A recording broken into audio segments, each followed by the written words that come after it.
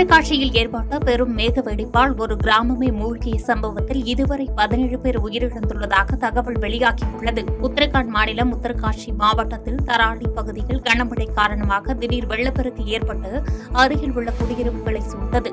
இந்த வெள்ளத்தில் சிக்கி பொதுமக்கள் பலர் புதையுண்டதாக தெரிகிறது.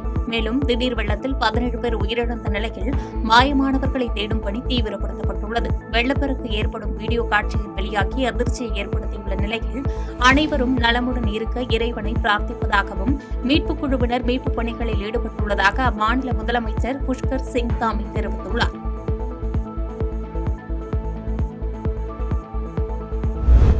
ஏமன் அருகே கடலில் அகதிகள் படகு மூழ்கி விபத்துக்குள்ளானதில் உயிரிழந்தவர்களின் எண்ணிக்கை 76 உயர்ந்துள்ளது.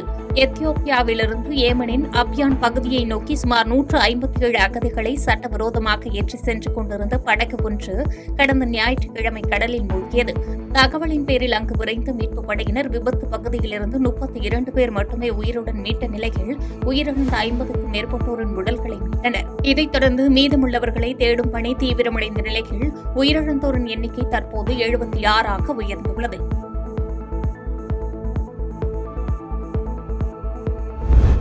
ஆபரேஷன் சிந்தூர் மற்றும் ஆபரேஷன் மகாதேவ் ஆகியவற்றின் வெற்றிக்காக தேசிய ஜனநாயக கூட்டணி எம்பிக்கள் கூட்டத்தில் பிரதமர் நரேந்திர மோடிக்கு பாராட்டு தெரிவிக்கப்பட்டது. பாஜக தலைமையிலான தேசிய ஜனநாயக கூட்டணியின் நாடாளுமன்ற குழு கூட்டம் இன்று நடைபெற்றது.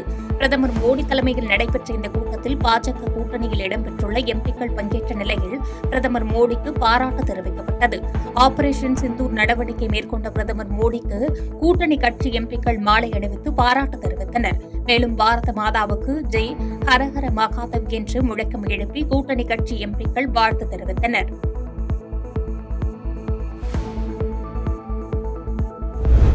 600 ஆண்டுகளுக்கு பிறகு ரஷ்யாவில் உள்ள எரிமலை வெடித்து சிதறியதால் பரபரப்பு ஏற்பட்டது.